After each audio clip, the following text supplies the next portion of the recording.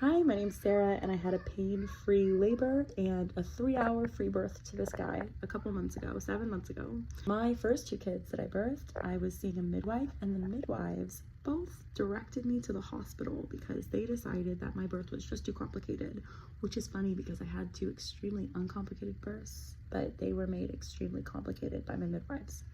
That is the main reason I chose to free birth, because I didn't want a midwife protecting her license, because that's what they're doing. They're medicalized midwives, just like OBs.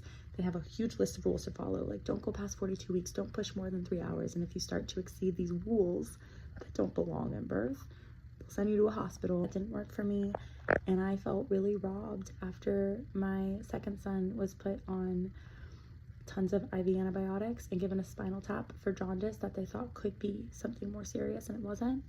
I didn't consent to any of that. I begged them not to. They insisted upon it. And I found out that this is a standard that happens with a lot of jaundice babies. Because what if they have herpes, or what if they have meningitis? And they fucking don't, obviously. But when you're in the medical system, you're going to be treated in a medicalized way, and they medicalized my baby. It was really traumatic for me to see my baby go through all these medical procedures and medications he didn't need that will have long-lasting effects on his health. Because antibiotics are not a small deal, especially IV antibiotics on a newborn. So I resented the medical system. I lost my trust in them. I'm glad I lost my trust in them because my free birth changed my life. So when I got pregnant with my 3rd baby, I didn't trust midwives and I didn't trust OBs. But I had this dream to free birth, but I had it in my head that it was really dangerous. And what if all these things happened and I didn't feel like confident within myself to know the difference between something that's complicated or an emergency? I learned about the Guide to Free Birth, which is a class that's $400 by the Freebirth Society, which is expensive but worth it because it teaches you all of the different like common complications that happen and why they're not emergencies, and the few emergencies that do exist and how to identify them. So I took this class and I realized that birth is not nearly as complicated as I had been told it was, and that I can totally discern a complication from an emergency, and it gave me the freedom to free birth. He has paint on his nose. I know it's ridiculous, it's non-toxic, and he just played with his brothers, so forgive me for my messy baby. But I became obsessed with the idea of a pain-free birth because one of the 2 women who runs the Freebirth Society, Yolanda Norris Clark, has pain-free births. And so I listened to podcast episodes and I read her book, which honestly I don't think is that helpful for pain-free birth. It's kind of helpful, but most of all, it's just this idea that birth's not inherently painful, and once you know that, you can kind of break this little lie and this ceiling, this arbitrary ceiling on birth, that it's going to be really painful no matter what. And it's not, because like I read like, what is it, Ina May's Guide to whatever, like the most common birth book. I read that book and it said that like 10% of women orgasm during their home birth. And this disturbed me because if birth is inherently extremely painful, then why are so many women coming during their birth?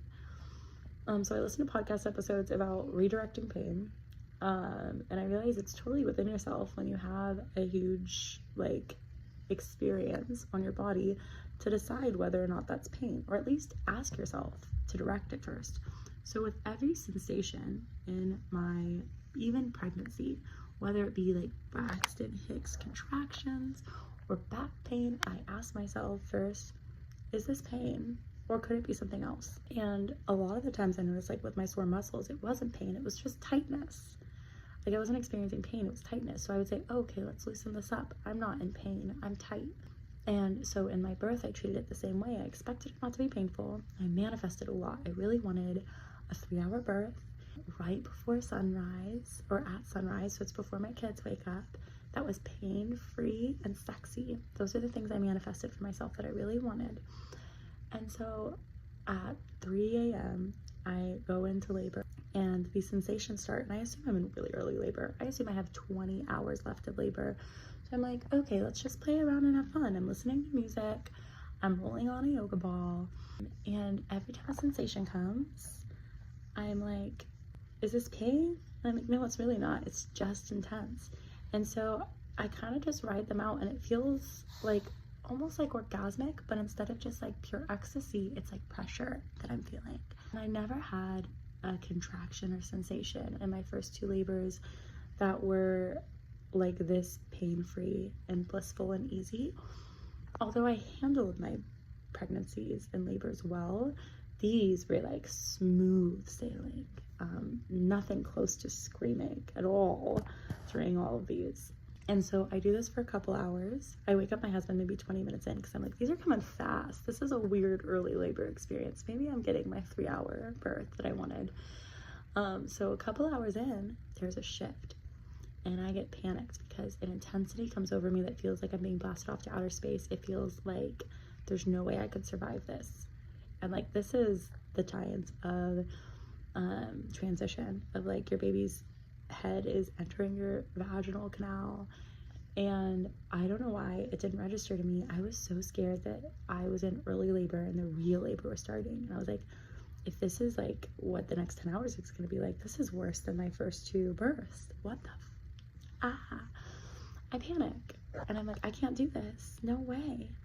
And sure enough, my baby was flying out of my body and 20 minutes later he was out. So the whole labor was pain-free, and only when he was exiting me was there anything that I would call pain. And it was painful when he exited my body, but more than pain, it was too much. It felt like my body couldn't handle it. And I think that's a really good way to describe birth for most women when the baby's leaving your body, is like, this is too much. I can't live in this state forever. Like, this is crazy. And I hope it's short-lived, because you want your baby to come out of you. It's a good thing to feel. And I also think in my next birth, it's going to hurt a lot less if I choose to have another baby. But the labor was pain-free. Him coming out of me was intense. And actually, after he came out of me was the only time I had medical complications that scared me. When I was giving birth, he did have meconium present in the water, which I learned from the Freebirth Society, and a non-medicalized birth is not nearly as dangerous. When a baby is taken from the mom and the cord is cut automatically or within the first minute or 2, they gasp really deep, especially when other people are grabbing them and stuff, and that can cause aspiration. Whereas when you birth a baby at home and it's this slow moment to like catch your breath, you can wipe off their face, it's just a different experience. And aspirating on meconium at home is really rare, especially without a medical midwife there. And so I wasn't worried, and that's kind of the consensus of free-birthing moms. And so I wasn't worried with the meconium at all, and I didn't need to be because he's totally fine. But when I was waiting for my placenta, about 20 minutes in, I started to feel horribly shaky and like I'm gonna die. And this is my first true placental birth, because I had a medicalized birth for my first 2, and they ripped the placenta out of me, like the OBs love to do, sticking their hands and pulling on it and just, ugh. So I was excited for my first placental birth, and it felt terrible. I didn't expect it to feel so terrible. I was shaking, and I suddenly just felt like I was gonna die. And I guess this is a thing that some women experience when their placenta's in them and it is time to come out. They just start feeling like horrible. But having a pain-free birth and then feeling like I was gonna die with the placenta shocked me. And I got up to birth it, and I just was like, Dawn, I don't feel good. I don't know what I'm gonna do. And I birthed a blood clot instead of my placenta that was the size of my palm. It was huge. And this is one of the few things on the Freebirth Society class that I took that is like something to be alarmed by, that some women would choose to go to the hospital for. Blood clots bigger than golf balls, and this was bigger than a golf ball, substantially. And so I had a moment to ask myself a question, which is, what am I gonna do?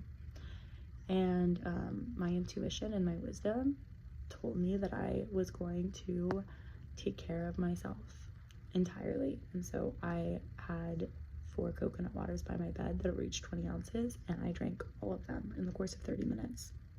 And I got my placenta out of me, even though it's the last thing I wanted to do on the planet was like to stand up. I felt like I needed to just lay down and die, but I stood up and I birthed my placenta, and it sucked and I didn't like it. I didn't like birthing my placenta.